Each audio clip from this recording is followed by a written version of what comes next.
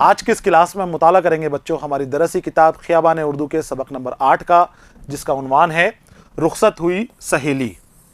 ये गीत है बच्चों जो शाद आरफी ने लिखा है, और शाद आरफी उर्दू अदब के मुमताज़ शायरों में तस्लीम किए जाते हैं। बड़ा नाम है आपका, आपकी लिखा हुआ ये गीत है रुखसत हुई सहेली, और ये हमारी दरसी किताब में दिया गया है। सबक को आपकी सहूलियत के लिए मैंने 3 हिस्सों में तकसीम किया है।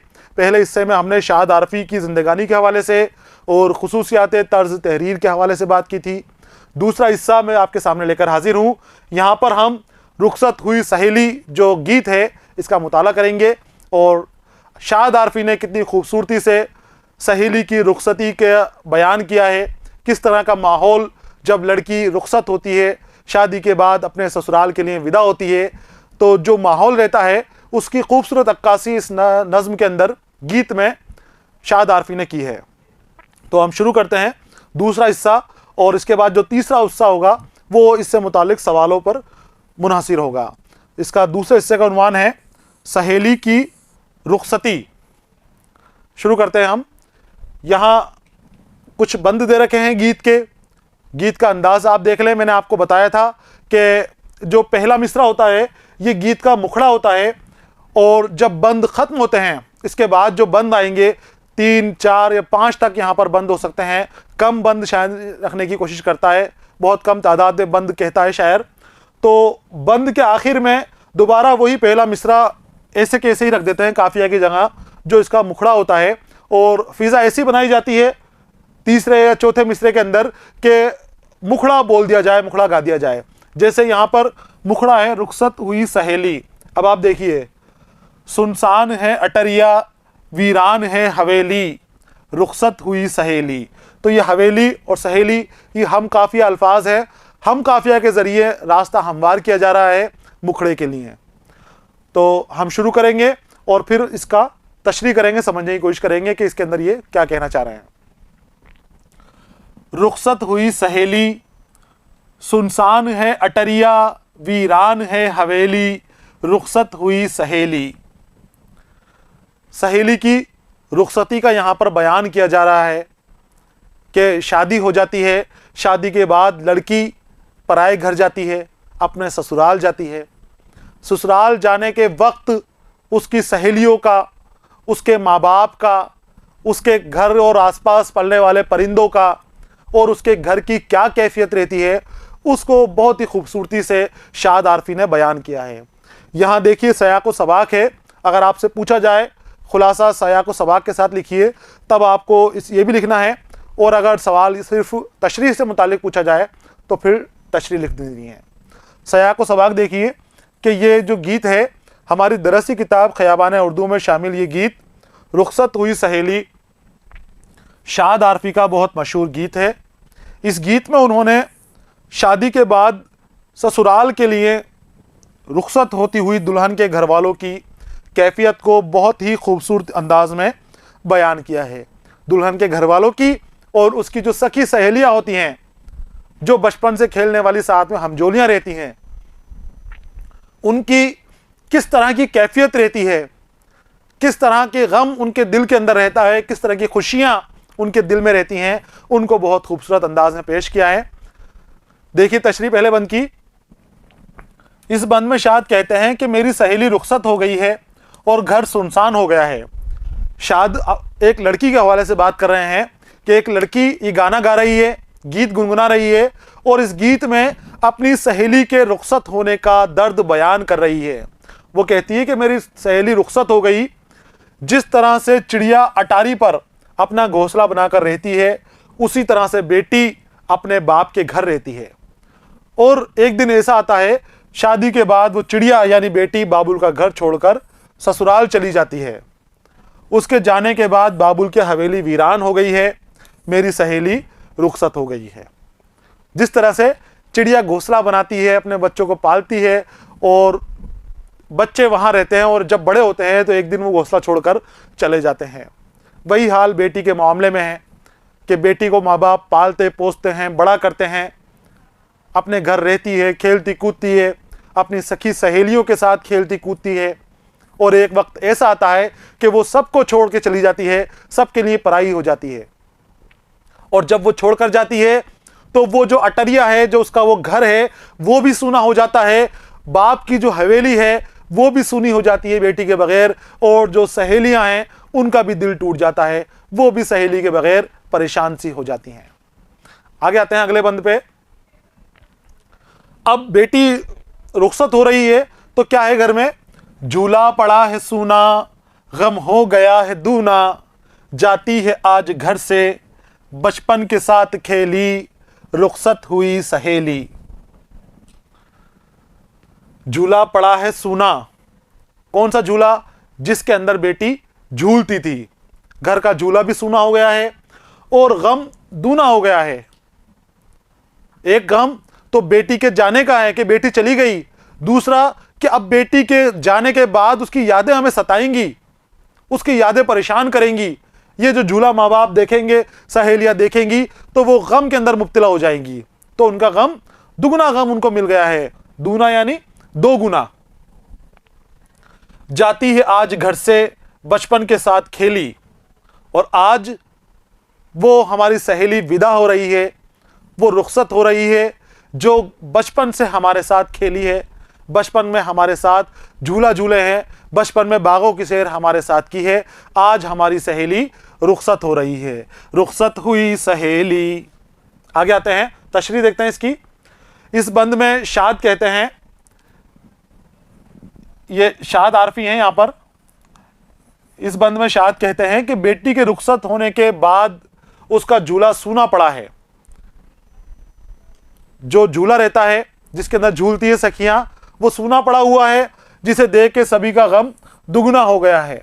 और लड़की की सहेली गीत गाते हुए कहती है कि आज बचपन में मेरे साथ खेली हुई जा रही है और वो हमें छोड़कर चली जा रही है। बहुत आसान इसके बंद हैं, गीत आसानी से लिखा जाता है। जब हम गीत की तारीफ हासिल कर रहे थे तब आपने उस वक्त पढ़ा था कि गीत वाहिद ऐसी सिन्फ है कि जिसमें बहुत कम मामलों के अंदर लुग़त का इस्तेमाल करना पड़ता है। गीत जो है आप बगैर उस्ताद के भी पढ़ सकते हैं, लुग़त का ज़्यादा इस्तेमाल गीत के अंदर नहीं किया जाता। बिल्कुल आसान और सीधे साधे अल्फाज का इस्तेमाल किया जाता है कि जो आम फहम ज़ुबान को आ सके, आवाम उसको आसानी से गा सके। गेंदे पे है उदासी, जूही पड़ी है प्यासी, हसरत से देखती है चुपकी खड़ी चमेली, रुखसत हुई सहेली। यहां पर देखिए आप, बंद है और बंद के आखिरी शेर के बाद फिर से वो मुखड़ा और जो पहला मिसरा जो है वो शामिल कर दिया जाता है। जो हैयत की अगर अपन बात करें तो मैंने गीत के वक्त बताया था, आपको याद रखना है इस बात को कि कोई मुकर्रर हैयत गीत की नहीं होती, छोटी बहरों के अंदर गीत लिखा जाता है। गेंदा और जूही ये फूलों के नाम हैं, चमेली भी एक फूलों का नाम है। तो बाग के अंदर जब ये फूल खिलते हैं तो ये फूल तो रोज़ की तरह खिल रहे हैं, रोज़ की तरह अपनी खुशबू महका रहे हैं, लेकिन सहेली के जाने से जो दूसरी सहेली है उसकी दिल की कैफियत ये हो गई है, उसको इतनी मायूसी हो रही है कि ना तो अब उसको गेंदे के फूल के अंदर मज़ा आ रहा है, ना जूही की चमक उसको मज़ा दे रही है, ना चमेली की खुशबू ही उसके मन को मज़ा दे रही है। अब उसका मन कहीं नहीं लग रहा। वो कहती है कि गेंदे पे है उदासी, जैसे गेंदे के फूलों पर उदासी छा गई है। वो अपनी जगह वैसे ही है, लेकिन ये उसके मन के हालात बयान हो रहे हैं कि वो किस तरीके से सोच रही है। जूही पड़ी है प्यासी, और जूही प्यासी पड़ी है, जैसे उसने खाना पानी सब छोड़ दिया है जूही ने। और हसरत से देखती है चुपकी खड़ी चमेली। यहाँ पर इशारों और कनायों के अंदर बातें हो रही हैं कि वो अपने गम का इजहार कर रहे हैं, लेकिन इसके ज़रिए ये फूलों के नाम ले रहे हैं कि इन फूलों के ज़रिए अपने गम का इजहार कर रहे हैं। और हसरत से देखती है चुपकी खड़ी चमेली, चमेली चुपचाप खड़ी हुई हसरत भरी निगाहों से देखे जा रही है कि वो सहेली रुखसत हो रही है। उसके साथ खेली हुई बचपन की दोस्त उसकी आज छोड़कर जा रही है, रुखसत हुई सहेली। तशरीह देखते हैं इसकी। इस बंद में शायर कहते हैं कि बाग में और मेरी सहेली साथ खेलते थे, बाग में मैं और मेरी सहेली साथ साथ खेलते थे, और आज ऐसा लग रहा है जैसे बाग भी सहेली के रुखसत होने की वजह से गम में डूबा हुआ है, क्योंकि आज सहेली साथ नहीं है। अब जो उसके मन की उदासी है, जो उसके दिल की उदासी है, वो उसको हर जगह नजर आ रही है। गेंदे और जूही के फूलों पर उदासी छाई हुई है और चमेली में भी कोई हरकत नजर नहीं आ रही है। वो खामोशी से हसरत भरी निगाहों से एक तरफ देख रही है। आज मेरी सहेली रुखसत हो गई है। मेरी सहेली इस घर को छोड़कर, इस देश को छोड़कर आज चली गई है और नया घर ही उसका घर है। आगे आते हैं अगले बंद की तरफ। पंछी है बेठिकाना, डालेगा कौन दाना, तोता है दिल का शिकस्ता, मीना हुई अकेली, रुखसत हुई सहेली। अब जो घर के और बाग के पंछी हैं, जहां पर इस साथ साथ घूमते हैं सखियां दोनों, ये कहती है कि पंछी हैं बेठिकाना, पंछी बेठिकाना हो रहे हैं, यहां से वहां भाग रहे हैं। ये उस सखी के पास, सहेली के पास बैठकर अपने मन की बातें कर लेते, दाना चुग लेते थे। लेकिन अब जब इस सहेली नहीं है, वो जा चुकी है, तो ये भी इधर से उधर दौड़ रहे हैं, इधर से उधर भाग रहे हैं, बेठिकाना हो रहे हैं। और अब उनको कौन दाना डालेगा? वो सहेली उनको दाना डालती थी, उनको पानी देती थी, उनका ख्याल रखती थी। अब जो विदाई हो गई तो उनका दाना भी डालने का किसी के पास वक्त नहीं है। कौन डालेगा? तोता है दिल शिकस्ता, दिल शिकस्ता, दिल टूटा हुआ, दिल चूर चूर, चकनाचूर दिल लिए हुए, यानी कि उदास और गम में डूबा हुआ दिल है तोते का भी। तोता उसके पास बैठता था, वो बातें करता था मीठी मीठी। लेकिन अब जब वो रुखसत हो गई सहेली, तो ये पंछी भी बेचारे परेशान हैं। ना मैना को सुकून आ रहा है, ना तोते को सुकून आ रहा है, और जो दूसरे पंछी हैं वो भी बेठिकाना हो रहे हैं। मैना हुई अकेली, मैना के साथ भी अब बातें करने वाला कोई नहीं है, क्योंकि रुखसत हुई सहेली। तशरीह देखते हैं इसकी। इस बंद में शायर कहते हैं कि लड़की की शादी के बाद पंछी भी परेशान से हैं कि अब उन्हें दाना कौन डालेगा। पंछी बेठिकाना हुए, इधर से उधर भाग रहे हैं, दौड़ रहे हैं। तोता और मैना भी खामोश और गमज़दा बैठे हुए हैं। सहेली के साथ बैठकर ये बातें करते थे, एक दूसरे की बातें करते थे। तोता और मैना दोनों को अपनी बातें सहेली बताती थी। लेकिन अब सहेली रुखसत हो गई है, तो ये बातें कौन करेगा? उनकी ये उदासी और खामोशी ख़त्म होने का नाम नहीं ले रही, क्योंकि उनके ख्याल रखने वाली सहेली अब रुखसत हो गई है। आगे आते हैं अगले बंद की तरफ। देखिए, ए दिल तेरी दुहाई, होती है वो पराई, ममता ने जिसकी खातिर बिपता हजार झेली, रुखसत हुई सहेली। अब दिल की दुहाई दे रहे हैं कि दिल, तुझे दुहाई है कि तू अब रोना बंद कर दे, तू गम से तड़पना बंद कर दे, तू अपने आप को संभाल ले। ये जो परेशानी है, इस परेशानी को बर्दाश्त करने की कुव्वत पैदा कर अपने अंदर, दिल से मुखातिब होकर। और ए दिल तेरी दुहाई, होती है वो पराई, कि अब तू गम मत करे, अब वो पराई हो रही है। उसके जाने के गम के अंदर तू रो मत, तू तड़प मत, तू तड़प मत, क्योंकि मुझे तो गम है ही, साथ ही उसकी मां भी गमगीन है।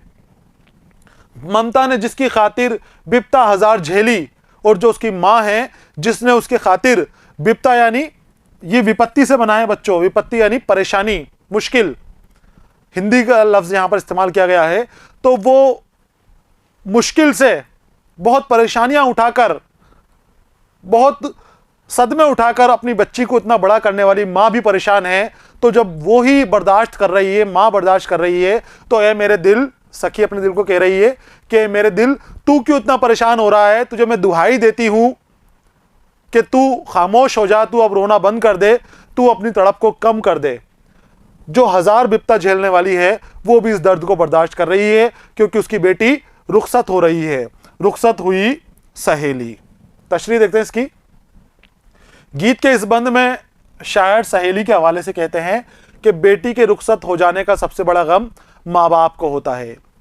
उसको पालते पोसते हैं, बड़ा करते हैं, मेहनत करते हैं, उसके लिए मशक्क़त करते हैं, दुनिया की जो खुशियां हैं वो बेटी को देने के लिए कोशिश करते हैं, हर तरह से उसके हर अरमान पूरे करते हैं। लेकिन जब उसकी शादी होती है और जब उसे दूसरे घर जाना होता है, तो वो अपने घर को छोड़कर, जो अब तक उसका अपना घर था, वो पराया करके और वो दूसरे घर की तरफ चली जाती है। वो ससुराल ही उसका घर हो जाता है, और जो उसका घर था वो उसके लिए पराया घर हो जाता है।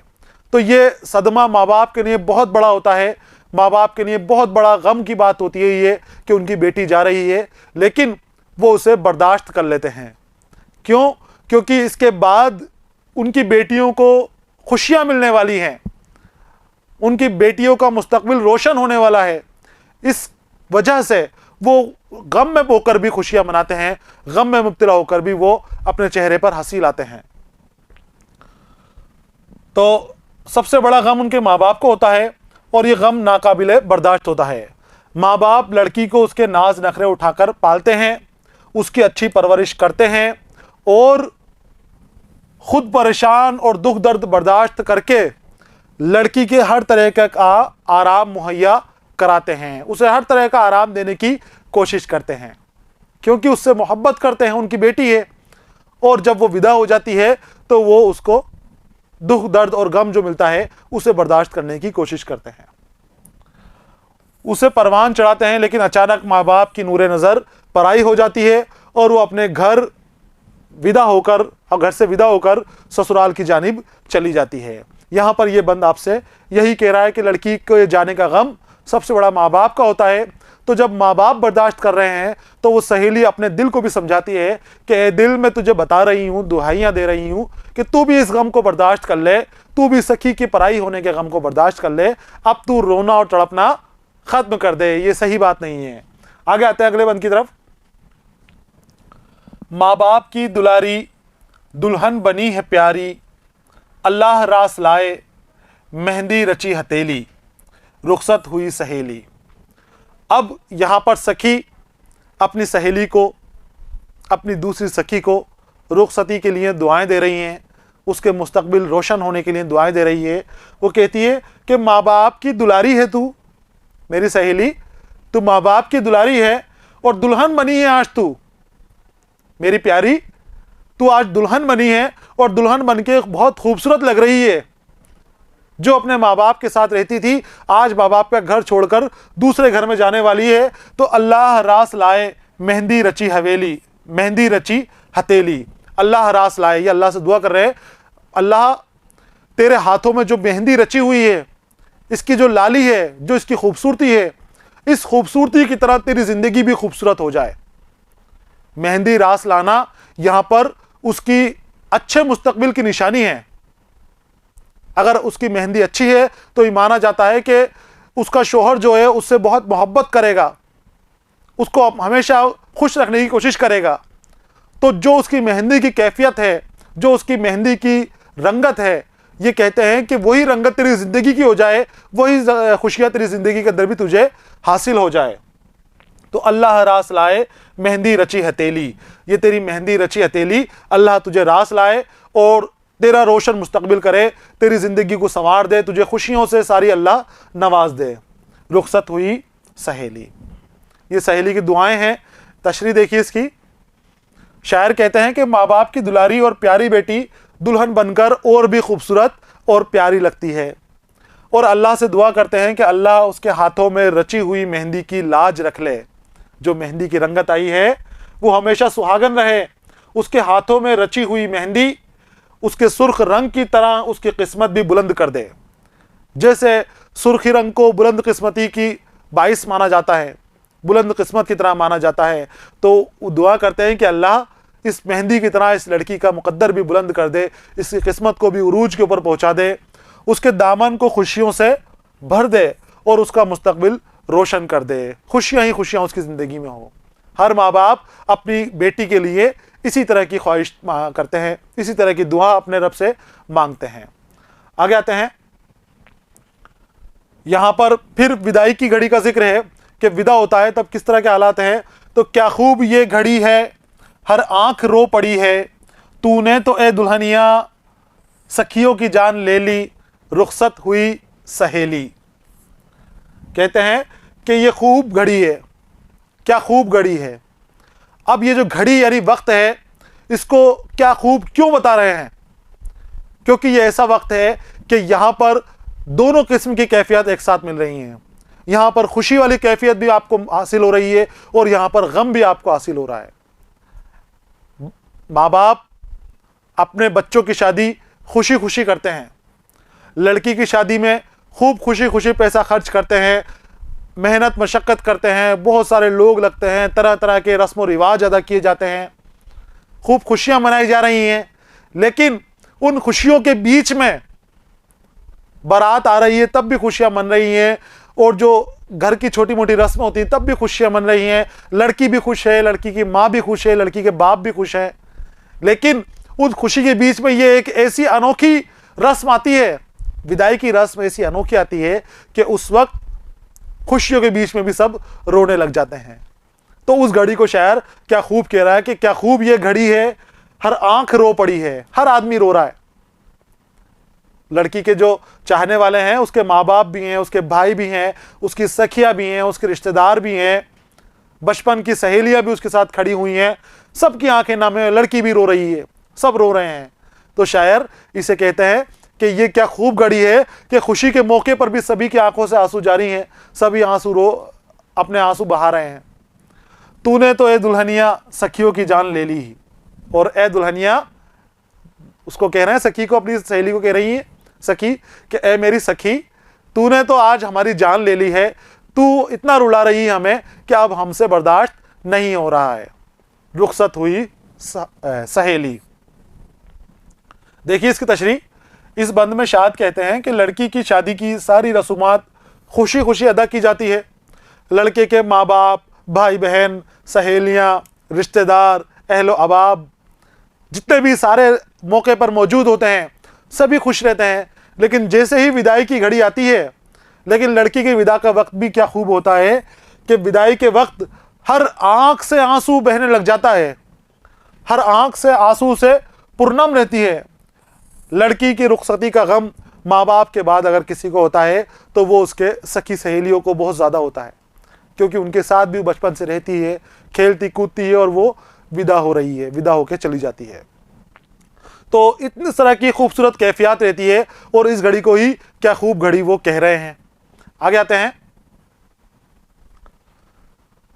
तो इस घड़ी को ही वो क्या खूब घड़ी कह रहे हैं, और वाकई में वो ऐसी घड़ी होती है कि सारी खुशियां होते हुए भी, सब खुश होते हुए भी सबकी आंखों से आंसू झड़ते रहते हैं, चेहरे पर मुस्कान आ रही है, दुआएं दे रहे हैं, उसको भिजा रहे हैं, उसके जाने का गम है, उसकी वजह से आंखें आ रही हैं, लेकिन फिर भी खुशी खुशी उसको रुखसत करते हैं, लड़की को अपने घर भेजते हैं, क्योंकि वही उसका मुस्तकबिल है और वही उसका वजूद है जो आने वाले वक्त के अंदर वो खुशियाँ, वो आंसू और वो कैफियत जो है एक नए रंग व आहंग के साथ पेश होने वाले हैं, उसकी ज़िंदगी में गुलजार बनकर बरसने वाले हैं। तो ये था शाद आरफी का गीत, बहुत खूबसूरत गीत था। लड़की की रुखसती का बयान आपने बहुत खूबसूरती से किया है। जो लड़की के माँ बाप हैं, लड़की की सहेली है, लड़की के घर वाले हैं, सबकी कैफियत आपने इस गीत के अंदर बयान कर दी है। इंसानों के साथ साथ जो परिंदे हैं और जो बाग वगैरह हैं, उनके जज्बात भी, वहाँ की कैफियत भी आपने खूबसूरती से बयान की है। यहाँ पर बच्चों सबक का दूसरा हिस्सा मुकम्मल हो गया है, जो गीत था। अगला हिस्सा जो सवाल जवाब पर मुनहसिर होगा, उस हिस्से के साथ मैं फिर आपके सामने हाजिर रहूँगा। तब तक के लिए इजाज़त दीजिए। पढ़ते रहिए, खुश रहिए। अलविदा।